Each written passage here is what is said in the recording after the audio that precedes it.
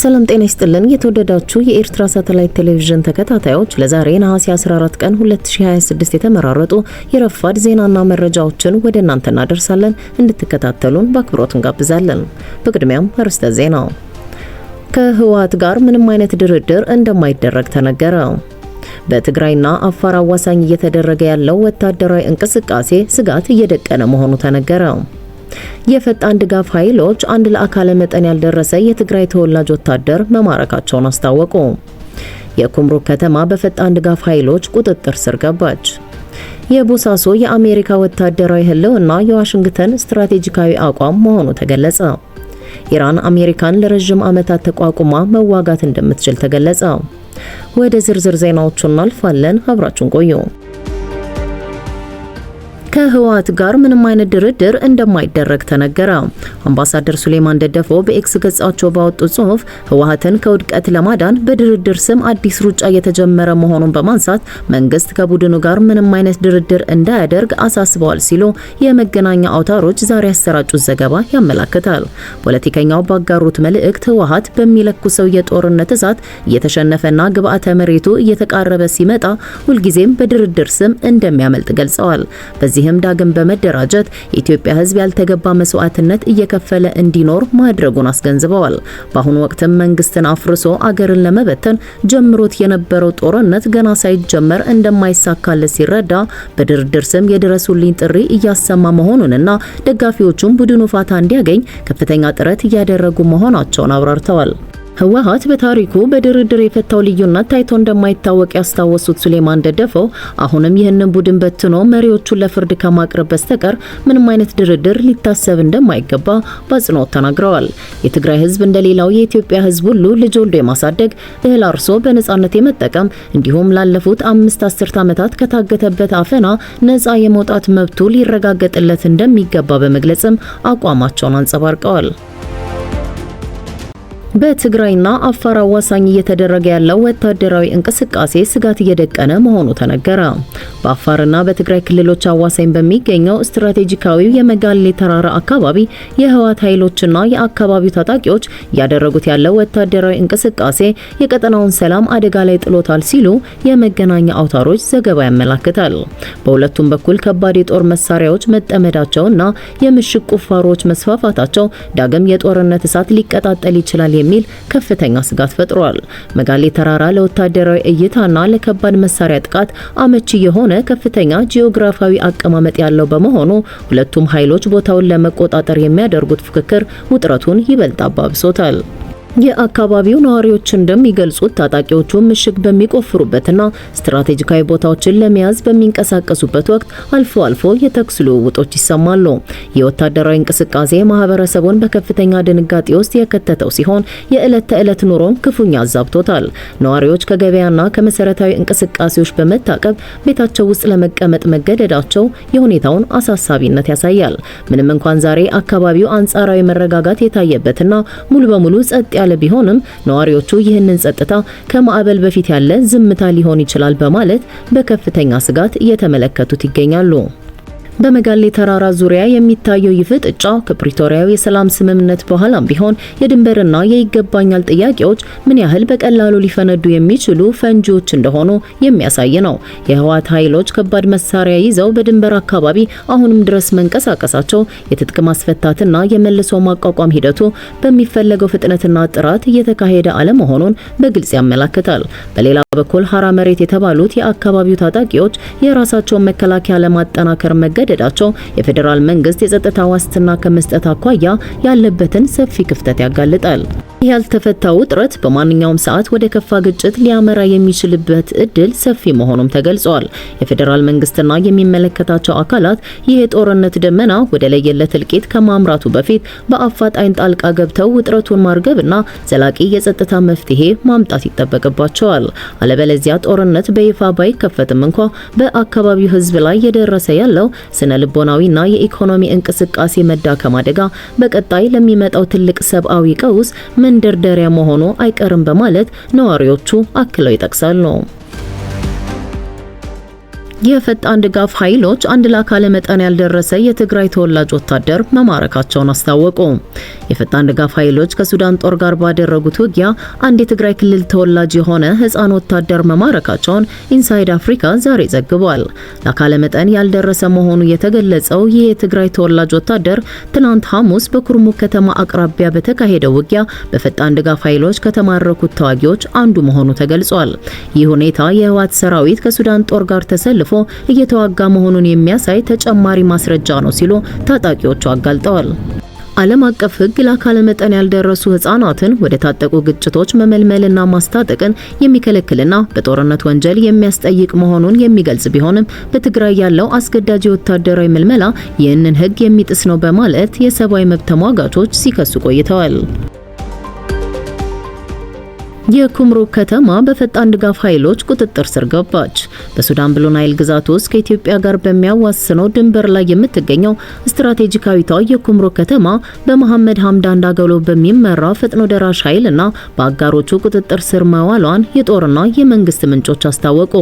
አልጀዚራ እንደዘገበው ፈጥኖ ደራሽ ኃይሉና የሱዳን ህዝቦች ነጻነት ንቅናቄ ሰሜን አንጃ ሐሙስ ዕለት ወደ ከተማዋ የገቡ ሲሆን የሱዳን ብሔራዊ ጦር ከስፍራው ማፈግፈጉ ተገልጿል። የፈጣን ደራሽ ኃይሎች ጥምረት በሰራዊቱ ላይ ከባድ ኪሳራ ማድረሱን የጦር መሳሪያዎችንና ጥይቶችን መማረኩን ባወጣው መግለጫ አረጋግጧል። እዚህች ወሳኝ የድንበር ከተማ መያዝ ከሱዳን እርስ በርስ ጦርነት ባለፈ የቀጠናውን የጂኦፖለቲካዊ ውጥረት ይበልጥ የሚያወሳስብ ነው። የጀነራል አብዱል ፈታህ አልቡርሃን አስተዳደር የኢትዮጵያ መንግስት ለፈጥኖ ደራሽ ኃይሉ ድጋፍ ያደርጋል፣ እንዲሁም በኢትዮጵያ ግዛት ውስጥ በምትገኘው ኩምሩክ ማሰልጠኛ ካምፕ ፈቅዶለታል ሲል በተደጋጋሚ ሲከስ መቆየቱ ይታወሳል። የኩምሩክ ከተማ ኢትዮጵያን ከብሉ ናይልና ከሰፊው የናይል ሸለቆ ጋር የምታገናኝ ወሳኝ የንግድና የትራንስፖርት መስመር በመሆኗ ከተማዋ በፈጥኖ ደራሽ ኃይሉ ቁጥጥር ስር መዋላ የቡርሃን መንግስት ስጋት ይበልጥ እንዲጠናከር ሊያደርገው ይችላል። የኩምሩክ የአካባቢው አስተዳደር ለተከታታይ 3 ቀናት አርኤስኤፍ በድሮንና በከባድ መሳሪያ የታገዘ ጥቃት ሲፈጽምባት መቆየቱን ገልጾ ጥቃቱ ከቀጠናው ጎረቤት የመጣ ነው በማለት ኢትዮጵያን በተዘዋዋሪ የሚወነጅል መግለጫ አውጥቷል። አስተዳደሩ አክሎም የሱዳን ጦር ከተማዋን ነዋሪዎቿንና የህዝብ ተቋማትን ለመከላከል በጽናትና በጀግንነት ሲፋለም መቆየቱን አስታውቋል። ከተማዋ ባለፈው መጋቢት ወር በፈጥኖ ደራሽ ኃይሉ ቁጥጥር ስር የነበረች ቢሆንም የሱዳን ጦር ባለፈው ወር አስመልሷት ነበር። አሁን ግን ዳግም ከእጅ ወጥታለች። በሌላ የጦር ግንባር ደግሞ የሱዳን ጦር በሰሜን ኮርዶፋን በሚገኘው ጃብራ አልሼክ በተባለችው ቁልፍ ከተማ ላይ ፈጥኖ ደራሽ ኃይሉ የሰነዘረውን ጥቃት ማክሸፉን አስታውቋል። ከ250 በላይ የጦር ተሽከርካሪዎችን በማሰለፍ በከባድ መሳሪያና በድሮን የታገዘ ጥቃት የከፈቱት የአርኤስኤፍ ታጣቂዎች በውጊያው በርካቶቹ ሲገደሉ ሌሎቹ መማረካቸውን የጦር ምንጮች ጠቁመዋል። ጃብራ አልሼክ ወሳኝ የትራንስፖርት ማዕከል በመሆኗ ይህችን ከተማ መቆጣጠር አርኤስኤፍ በሰሜን ኮርዶፋን ዋና ከተማ ኤልኦቤድና በካርቱም አቅራቢያ በምትገኘው ኦምዱርማን ላይ ከፍተኛ ጫና ለማሳደር ያስችለዋል። እነዚህ አዳዲስ ጥቃቶች ፈጥኖ ደራሹ ኃይል በመቶዎች የሚቆጠሩ ኪሎ ሜትሮች ርቀት ላይ በሚገኙ 5 የጦር ሰራዊቱ ከተሞች ላይ የተቀናጀ የድሮን ጥቃት ከፈጸመ ማግስት የተከሰቱ ናቸው። ከሚያዚያ 2023 ጀምሮ በሱዳን የተቀሰቀሰው ይህ አስከፊ ጦርነት ተመድ የጭካኔ ጦርነት ብሎ እስከሚጠራው ደረጃ የደረሰ ሲሆን ግጭቱ እስካሁን ከ200 ሺህ በላይ ሰዎችን ለህልፈት ዳርጓል። በተጨማሪም ወደ 15 ሚሊዮን የሚጠጉ ዜጎችን ከቀያቸው በማፈናቀል በዓለማችን እጅግ የከፋውን የረሃብና የስደት ቀውስ አስከትሏል። የቦሳሶ የአሜሪካ ወታደራዊ ህልውና የዋሽንግተን ስትራቴጂካዊ አቋም መሆኑ ተገለጸ። በቦሳሶ የአሜሪካ ኃይሎች ህልውና ዋሽንግተን የኤደን ባህረ ሰላጤን እንድትከታተልና ወደ ተወሰኑ የዚህ አካባቢ አስፈላጊ የባህር መስመሮች ተቃርባ እንድትሰራ የሚያስችላት አስፈላጊ ስትራቴጂካዊ አቋም እንደሚሰጣት ስካይ ኒውስ በነሐሴ 13 ዘግቧል። በሰሜን ምስራቅ የሶማሊያ ፑንትላንድ ግዛት የሚገኘው ቦሳሶ የኤደን ባህረ ሰላጤ የቀይ ባህርንና ሰፊውን የህንድ ውቅያኖስን የሚያገናኙ የመርከብ መስመሮች አቅራቢያ ይገኛል። የአሜሪካ ህልውና በሶማሊያም በተመሳሳይ ሰፊ ፖለቲካዊ ተጽዕኖ ሊኖረው ይችላል። በተለይም በፑንትላንድና በሞቃዲሾ በሚገኘው ፌዴራላዊ መንግስት መካከል በሚታየው ውጥረት ውስጥ መሆኑ ደግሞ ልዩ ያደርገዋል። እንደ ስካይ ኒውስ ዘገባ ይህ ስትራቴጂካዊ አቋም በፑንትላንድና አካባቢዋ በሚገኙ ተስፈንጣሪ የባህር መስመሮች ላይ የበለጠ ተጽዕኖ ለማሳደር የሚፈልጉትን የሶማሊያ ፌዴራላዊ መንግስትና አጋሮቹን ሊያወሳስብ እንደሚችል ይገልጻል። ይህ እድገት ቀጠናዊና አህጉራዊ ኃይሎች በኤደን ባህረ ሰላጤና በቀይ ባህር ማዶ በሚካሄደው የጸጥታና የመርከብ መስመሮች ላይ ትኩረት ባደረጉበት ወቅት መታየቱ የፑንትላንድን ስትራቴጂካዊ አስፈላጊነት የሚያጎላ መሆኑን ተንታኞች ይገልጻሉ። ኢራን አሜሪካን ለረጅም ዓመታት ተቋቁማ መዋጋት እንደምትችል ተገለጸ። አንድ ከፍተኛ የኢራን ጀነራል እንዳስታወቁት ኢራን ከአሜሪካ ጋር የገባችበትን የትጥቅ ግጭት የዶናልድ ትራምፕ የስልጣን ዘመን እስኪያበቃ ድረስ እንኳን ቢረዝም ተቋቁማ መዋጋት ትችላለች። የእስላማዊ አብዮታዊ ዘብ ከፍተኛ አዛዥ የሆኑት ብርጋዴር ጀነራል መሐመድ ሬዛ ናቅዲ ለፒቢኤስ ቴሌቪዥን በሰጡት ቃለ ምልልስ ቴህራን የረጅም ጊዜ ግጭትን የማስቀጠል አቅም እንዳላት በሙሉ እምነት ተናግረዋል። ይህ አስተያየታቸው የተሰማው በመካከለኛው ምስራቅ በተሰማሩት የአሜሪካ ኃይሎች ዘንድ የሞራል መዳከም መታየቱንና የአሜሪካ የጦር መሳሪያ ክምችት ላይ ጫና መፈጠሩን የመገናኛ ብዙሃን እየዘገቡ ባሉበት ወቅት ነው። የኢራን ጦር አዛዦች ትራምፕ ከስልጣን እስኪወርዱ ድረስ ግጭቱን ለማራዘም አስበዋል ወይ ተብለው ለተጠየቁት ናቅዲ ሲመልሱ የቴህራን ዋና ዓላማ ጠላት ዳግም ኢራንን ለማጥቃት እንዳይደፍር የማድረግ አቅም መገንባትና በሰላም መኖር መቻል መሆኑን ገልጸዋል። አንደኛው አማራጭ ግጭቱን እስከ ቀጣዩ ፕሬዝዳንት ምርጫ ዘመን ድረስ በማራዘም አሜሪካን ማዳከም ነው። በዚህም ሌላ ማንኛውም አካል ኢራንን ለማጥቃት ቢያስብ ከፍተኛ ዋጋ እንደሚያስከፍለው ይገነዘባል በማለት አስረድተዋል። ፕሬዝዳንት ዶናልድ ትራምፕ በየካቲት ወር መገባደጃ ላይ በኢራን ላይ የ40 ቀናት የቦምብ ጥቃት ዘመቻ መክፈታቸው ይታወሳል። የቴህራን መንግስት ከፍተኛ ባለስልጣናትን ቢያጣም የሀገሪቱን ቁጥጥር በማስጠበቅ በቀጠናው በሚገኙ የአሜሪካ ወታደራዊ ተቋማት ላይ የአጸፋ ጥቃት ፈጽመዋል። እንዲሁም በዋሽንግተን አጋሮችና በዓለም አቀፍ ገበያዎች ላይ የኢኮኖሚ ጫና አሳርፈዋል። ግጭቱ በአሜሪካ መራጮች ዘንድ ተቀባይነት እያጣ መምጣቱ ደግሞ በመጪው ህዳር ለሚካሄደው የአጋማሽ ዘመን ምርጫ ለሪፐብሊካን ፓርቲ ትልቅ ስጋት ፈጥሯል። ትራምፕ በበኩላቸው ወታደራዊ እርምጃውን አጠናክራለሁ ከሚል ዛቻ አንስቶ ኢራን ለዋሽንግተን የሚያደላ የሰላም ስምምነትን እስከ መቀበል ደረጃ ተዳክማለች የሚል ተለዋዋጭ አቋም እያንጸባረቁ ይገኛሉ።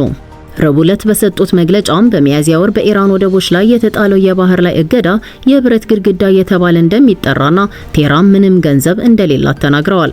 ጀነራል ናቅዲ በበኩላቸው ጦርነቱ በረዘመ ቁጥር ኢራን የተሻለ ልምድ እንደምታገኝ ተናግረዋል።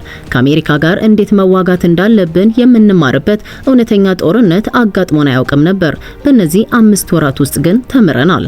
የአሜሪካ ጦርም እኛ ከገመትነው በታች ደካማ መሆኑን አይተናል ብለዋል። አክለውም ኢራን ድሮኖችንና ሚሳኤሎችን ከምትጠቀመው በላይ በፍጥነት እያመረተች በመሆኑ ለዓመታት መዋጋት እንደምትችል ገልጸዋል። እነዚህ የጦር መሳሪያ ክምችቶች ቢያልቁ እንኳን ቴህራን በዓለም ዙሪያ ያሉ በሺዎች የሚቆጠሩ የአሜሪካ የኢኮኖሚ ጥቅሞችን ኢላማ ማድረግ እንደምትችል አስጠንቅቀዋል። የተወደዳችሁ የኤሪሳት አድማጭ ተመልካቾች ለዛሬ ረፋድ ያዝናቸውን የአማርኛ ቋንቋ መረጃና ዜናዎችን በዚህ ፈጽመናል። በቀጣይ በሌላ የዜና ጥንቅር እስከምንገናኝ በያላችሁበት ጤና ይስጥልን።